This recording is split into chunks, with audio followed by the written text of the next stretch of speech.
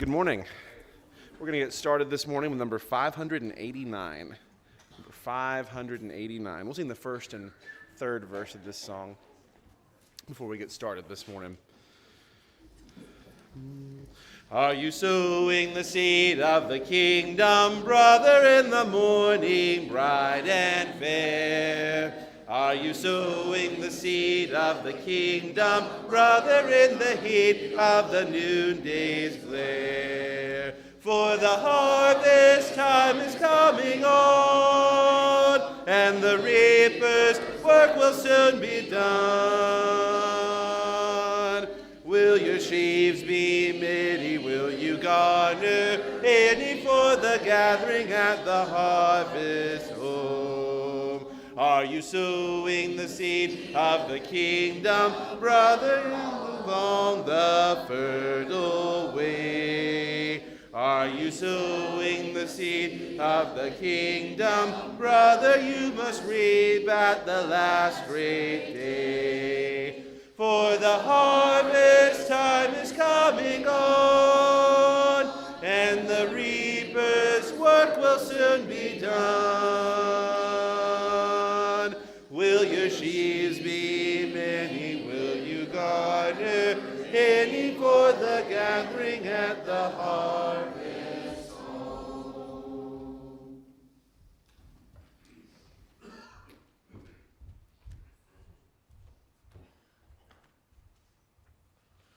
Good morning to everyone.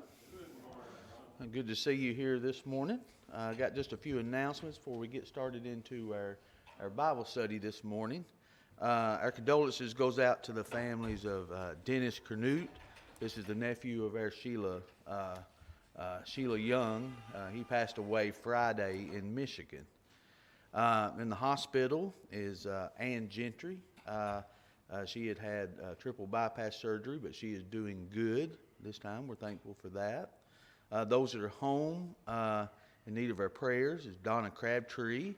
She's going to be having some tests done. Also, Jennifer Facino, she was able to go home, but she's still in a lot of pain, but she is doing better. And also April Mahan, this is Michelle Hamlet's friend. She found out that she has cancer, and she will be meeting with a surgeon on Thursday. Is there any changes or anyone we need to add to this? Amanda's home today. Amanda? Hayden, sick? And Avery. Yeah, I seen her last night. She may be.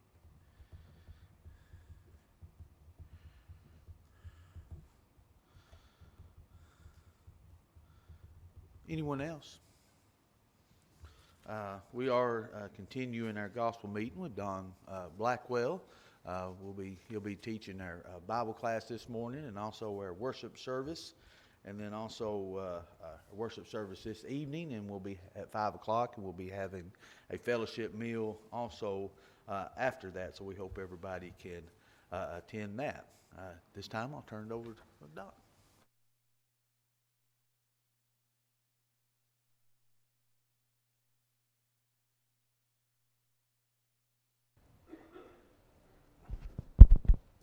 Good morning. It is good to see everyone here today. It has been a good meeting so far. I've enjoyed being with you very much and appreciate all the encouraging words. And you have certainly been a very hospitable group of people. My dad was with me last night, and he talked about how much he enjoyed being here as well, and appreciate the invitation. During the class period today, we're going to talk about something that might seem like an unusual topic, but this is something that was assigned to me this last year at Polishing the Pulpit, and it was well received, and so I've started using it in the Bible class period when I have gone to do gospel meetings, and it was the topic, the question, is technology killing God's people?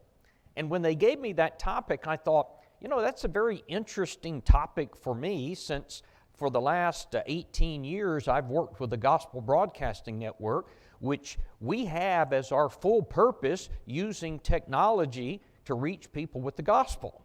Now, what is the point? The point is technology is not a bad thing. In fact, the way we're using it, it's a good thing. Now, in the beginning, we used satellite television to reach people, but over time, we've changed our technology, and largely, we now use streaming platforms, we use social media, and we engage a lot of people every single week. In fact, the main outreach of GBN has become, we put videos out on social media. Brethren donate money so that we can promote those. We have learned that if you'll put some money behind it, they will push your videos up on the list, and you will just get thousands more views than you would have, and that's how they've gotten rich. But as we get these views, people then begin corresponding with us, and they will ask questions, and then we will engage them in Zoom Bible studies, and we study with them until they're ready to become a Christian. And then we've got a network of churches of Christ all over the world. We find a sound congregation in their area, and we pass them off to that individual, and then the local preacher will follow up with them and baptize them. And we have baptisms every single week doing this. It has been a very successful method. In fact, we've got some of our men who will go out and teach a local congregation how to use social media to do the same sort of thing in your local area. I mentioned to you that we also have our app. I would encourage you to use the GBN app. Download it on your phone, on your tablet, on your computer. We now have 51 of the 66 books of the Bible covered in commentary form that you can download. They are detailed commentaries to help you with Bible study. If you are teaching a Bible class, I would encourage you to go and get that commentary, and it will give you everything you need to teach a class. The books that we don't have covered are like Deuteronomy. The books that are most likely that you're going to be teaching, we have covered. We also have video commentary on most of the Bible as well. And so you will be impressed with the GBN app. I encourage you to get it. And I also tell people that GBN does not sell anything. We are supported fully by contributions of brethren and churches of Christ. And so if there's any way that you can help, a lot of people help us $25 a month. You can set it up automatically on our app, or you can have us send you an envelope once a month if you want to help GBN. But we have a tremendous amount of good work that is going on there. Why am I saying all that? Well, number one, it is a commercial for GBN. But number two, I believe that God has providentially allowed us all of this incredible means of technology so that we can reach people with the gospel. Brethren, on the day of judgment, if the Lord were to ask us, why did you not take the gospel to the entire world? We could be tempted to say, Lord, there were 8 billion people. How could we possibly reach all of those people? To which He would respond, why did you not use the technology that I gave you? Why didn't you use the internet and smartphones and devices that were always connected? Brethren, I don't believe that God has given us the amazing technology that we have just so that we can binge watch Hulu. I believe it is here for good. But you see, the problem is the devil also knows how to use technology.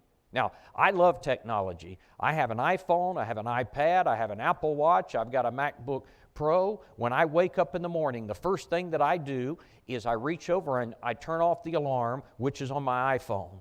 And then I pick up my iPhone and I check my messages and my emails and my Facebook and the morning news. I speak to Alexa and I tell her to adjust the air conditioning. I tell her to turn on the light. In fact, since I've been a paraplegic, those devices have been a tremendous help for me, that I can do these things with my voice and not have to physically do them. I do all of those things before I get out of the bed in the morning. Our lives are completely intertwined with technology. Now, before I get into the meat of this lesson, I want to define my terms. When I talk about technology, I'm talking about smartphones, tablets, the internet, television, movies, the media, all of the high-tech delivery systems that we have through which we communicate, especially things like Facebook and Twitter and Snapchat and Instagram and YouTube. All of these things have brought us great advantages, but they've also brought us some new challenges. When Sherry and I got married 32 years ago, I didn't even know what a cell phone was. I didn't know anyone that had a cell phone. I don't know if they existed at that time. I didn't know anyone who owned a computer. I'd never heard of the internet. I'd never heard of email.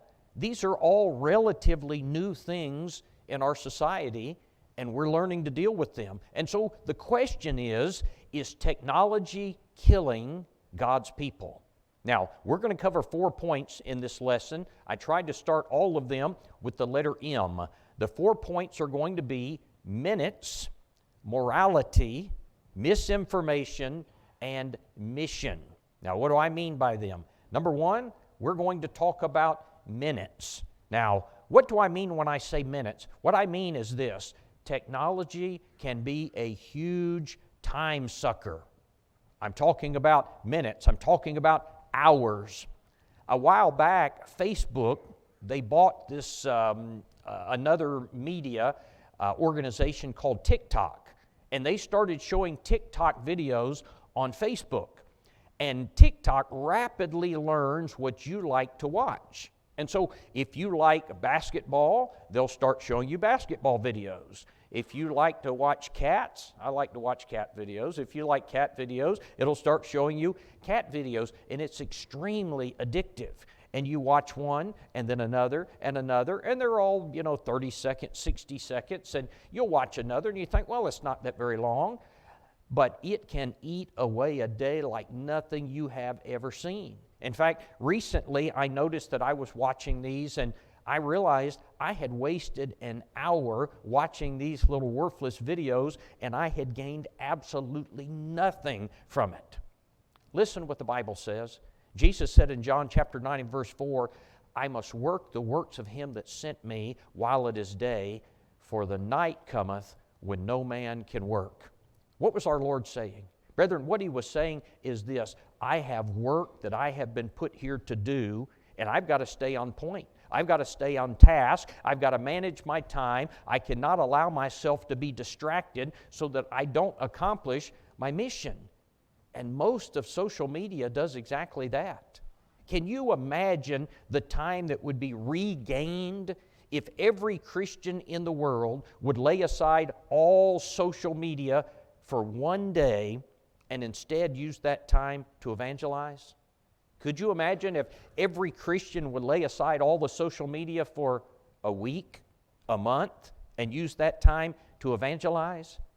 I think about Ephesians chapter 5 and verse 16, where the Bible says, redeeming the time because the days are evil.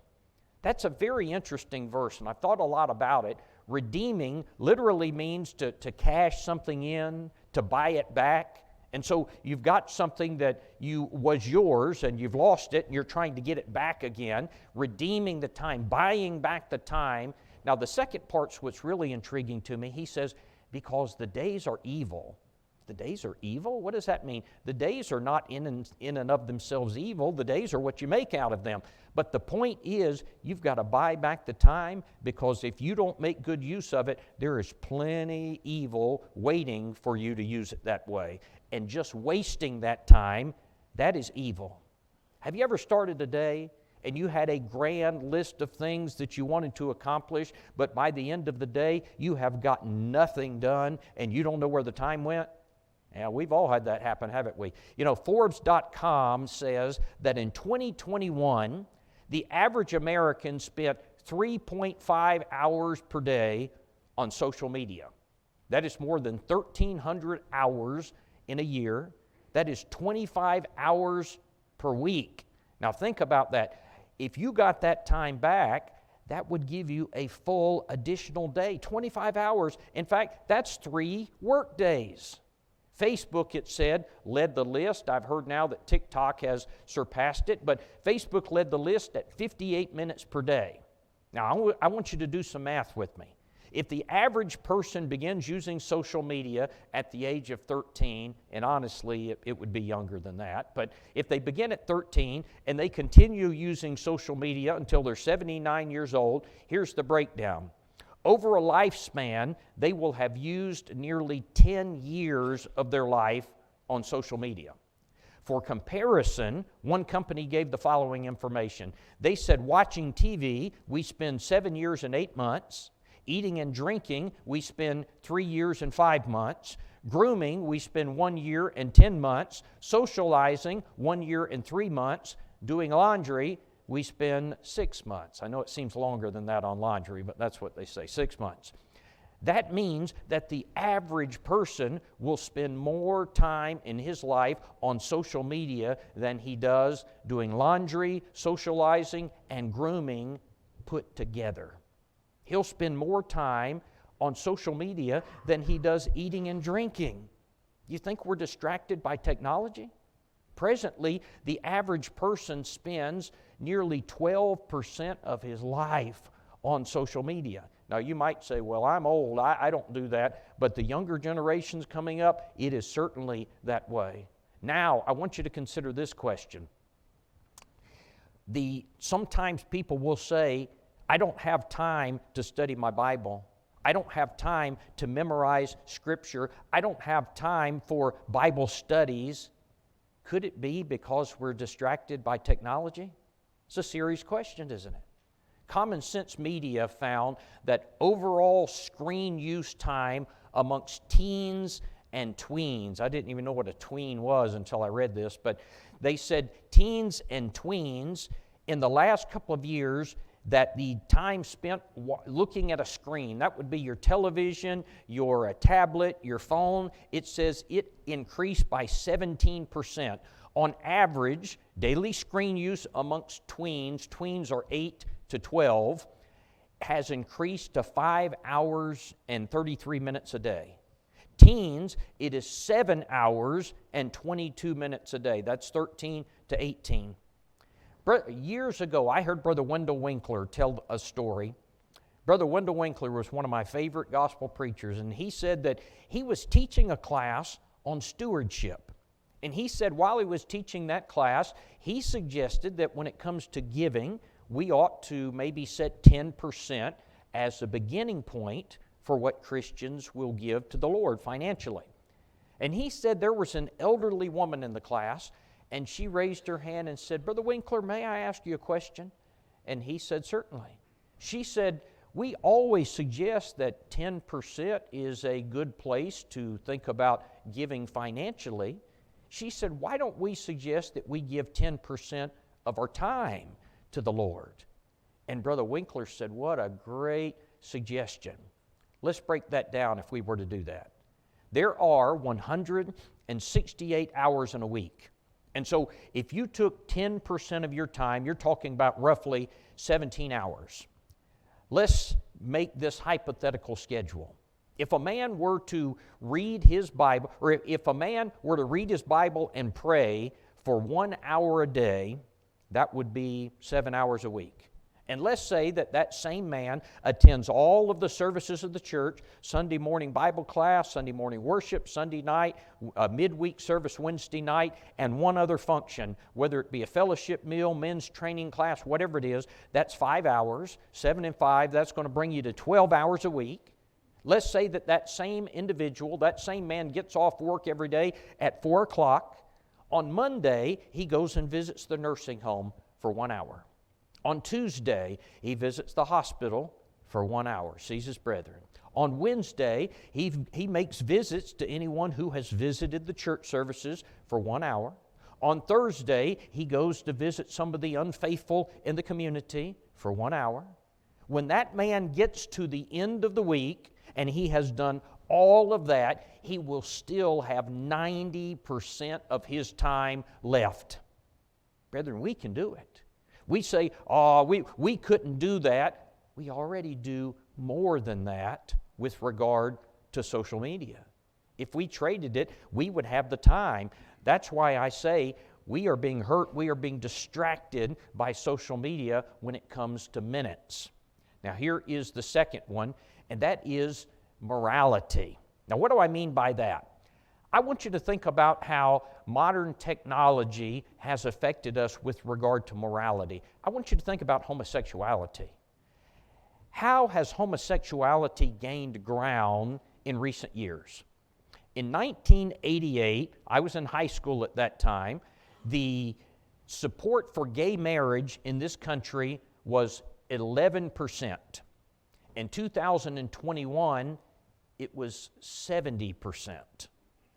1988 to 2021 is really not that long a period of time. We went from 11% to 70%. 2 years later, from 2021, I bet it's higher than 70%. I don't know what the stat is. But, brethren, how have we gotten there? I'll tell you, part of it is the media. It has pushed this. You know, when you get to the month of June, our country has now designated this as Pride Month. And if you use a streaming service like Hulu or Netflix or something like that, even Disney, they will have videos that they'll have a whole section of videos that are homosexual, lesbian, gay, transgender programs that they push for Pride Month. And Disney had gotten to the point where they weren't even being secretive about it. They said in the past, we try to put these things out there, but last year, or 2021, they said, our goal by the end of the year is every new program that Disney produces, they said, we're going to try to have either a gay, a lesbian, a transgender, or a multicultural person in every single program that we put out. That same year, they put out the first gay kiss in an animated series in the Buzz Lightyear series. And they said, we're not hiding it anymore. The majority of Americans now believe that people are born gay or lesbian. Why is that? They believe if you have that condition, you're born that way. Why did they believe that? The evidence doesn't say that. Why did they believe it? I'll tell you why. Because the media has done such a good job spinning this lie. If you read Facebook, what you're going to see is that's what they teach, that's what they push. If you're like me and you use an iPhone, if I swipe all the way over to the left, they have a news section. And you go through the news section, and it is liberal media that puts a spin on things that's very, very pro-gay, I guess would be the term, pro-homosexual. It seems like if you watch television these days, every single program has a homosexual on it. And it seems like the homosexual is always a smart, reasonable person, and the people that oppose that, well, they're just bigots. I'm telling you, technology has brainwashed it. You can't even watch commercials without a homosexual being on it nowadays.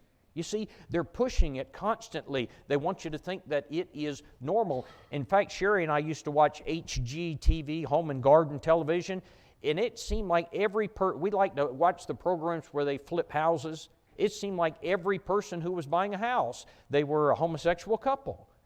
You see, Hollywood has brainwashed us. Millennials support homosexual marriage at a rate of 83%. Why is that? I want you to think about this. Their entire lives, they have been taught this. Their entire lives, they've been taught that this is normal, that if you oppose this, that you are a bigot, you are a hater, that you are narrow-minded, their entire lives. And so 83%, media has done a good job of winning them over. And brethren, the Lord's church has not been unaffected. If I had more time, I would give you some examples of how the Lord's church has been impacted by this. But let me move on to the next point, and that is pornography. When you think about morality, has media affected us with regard to pornography? You know, when I was a little kid, if someone wanted to get pornography, they had to go to a store and they had to buy it. And so there was kind of a built-in inhibition, because if you were going to get it, you were afraid that someone might see you getting it. But now it's not that way anymore. Because of technology, the internet has made it so that people can view pornography in the privacy of their homes, and no one will ever know about it, or at least that's what they think, that no one will ever know about it. A few years ago, my next-door neighbor came over to my house. He knew I was a preacher, and he said, "Can you help me?" He said, "My wife has repeatedly caught me looking at pornography on my smartphone." I didn't even know at that time you could get pornography on your smartphone, but he said she's about to divorce me because of this. according to research, approximately 2/3 of U.S. men view pornography at least, and here's the breakdown, they say 18 to 30 age group, 79% of them at least once a day. The age 31 to 49, 67% of them at least once a day. Age 50 to 68, 50% of them at least once a day. And the study says that 30% of young men in the 18 to 30 age group are doing this every single day of their lives. Think about that. Why? Media's made it so easy. Social media, even things like Facebook. Now, people say, well, Facebook doesn't have pornography, but I tell you what, it allows some immodesty, some extreme immodesty, and there's some things that are pretty close to nudity, and a young boy, a young man sees this, and it gets the wheels turning in his mind, and he wants to see more and more of this. Modesty, it's broken down barriers for us. Entertainment. The devil has done a good job using movies and TV. He makes us think that homosexuality is normal. Through movies and TV, the devil gives us these storylines where the gay person is persecuted. It gives us these storylines so that we get to feeling good about the adulterous relationship. We're rooting for the thief. We hope the thief doesn't get caught. And so the devil breaks down walls when it comes to morality. A few years ago, I was doing a gospel meeting in Texas, and one of the elders had me over to his house for lunch. And he had a sign sitting on top of his television. I liked it so much I took a picture of it. And this is what it said: "How dare we be entertained by the things that sent Jesus to the cross?" Isn't that a good quote? You know, when it comes to technology, when it comes to our entertainment, we need to keep that in mind. Here is the next one, and this is misinformation. Now, what do I mean by that? The New York Times had an article a while back that said that, quote, the experts are worried because they said our social media platforms are filled with misinformation. And they said young people have no idea what is real and what is fake.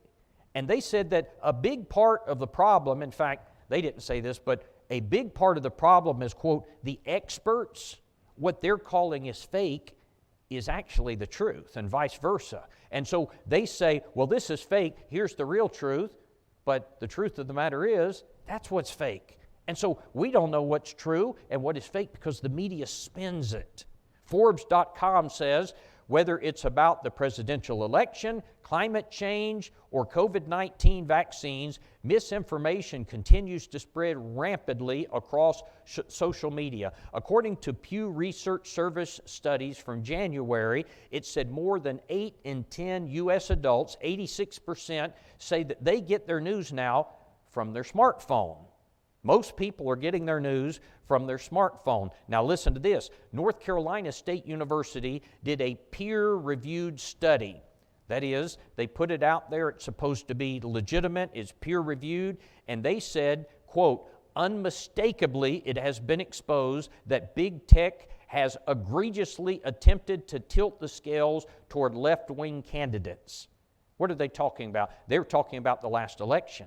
And they did a study of this, and they said information has been put out there to sway toward left-wing candidates. They said we've proved this through this study. The same article talks about how Democratic leaders tried to persuade tech companies to limit certain information before the Roe versus Wade decision was released. That is, when the abortion ban, or when the abortion being legalized was banned, several months back, they said social media was swaying it. They were saying, don't release this information. Don't release that information. Why is that? We're getting misinformation that is being used by the devil. The top sources for which people go to for information, not surprisingly, two of the top are Google and YouTube. Both of them are filled with liberal media bias. Now, if your child gets their news this way, they're going to be in trouble. I want you to imagine if you were to take a new convert or a child and you let them spend 5 to 7.5 hours a day reading denominational literature? Would that affect your knowledge of the Bible? If you read denominational literature 5 hours a day, that would hurt a mature Christian, wouldn't it? Now imagine if you read or you listen to liberal media misinformation 5 hours a day. Is that going to affect your mind? Now, it's a different discussion for a different way, but brethren, the Lord's church is getting hurt by a lot of young preachers who spend a lot of hours reading denominational literature. And members of the Lord's church have been hurt because they're reading online commentaries, because they're free. That's what motivated me for GBN to start putting out commentaries that are sound. I was talking to a brother, and he had a position that was erroneous on marriage, divorce, and remarriage. And I said, "Where'd you get that?" And he said, "It was on such and such commentary online." He said, it's one of the free ones, and it clicked with me. We got to get some good material out there, because brethren are using these free resources just because they're available. We've got to make good material available. That's part of why we need entities like GBN. We need to teach the truth biblically and scientifically and politically and socially and sexually and morally, because if we don't put this good information out there on social media, then people are going to get severely skewed information. And you know what's ironic? Now there are these individuals that they call fact checkers.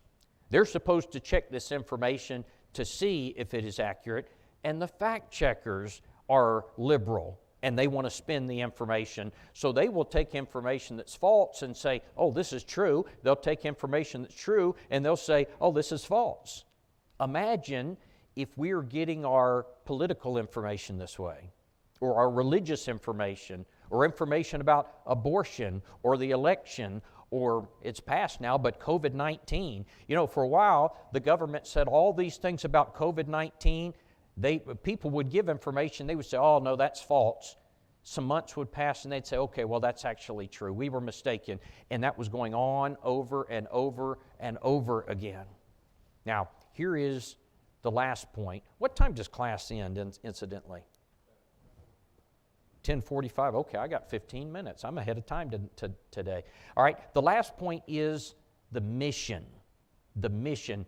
Is the devil affecting us with regard to our mission, and is he using social media to do this? You better believe he is. Now, by our mission, what I mean is this. What is our objective? Why are we here? Why did God put us on this earth?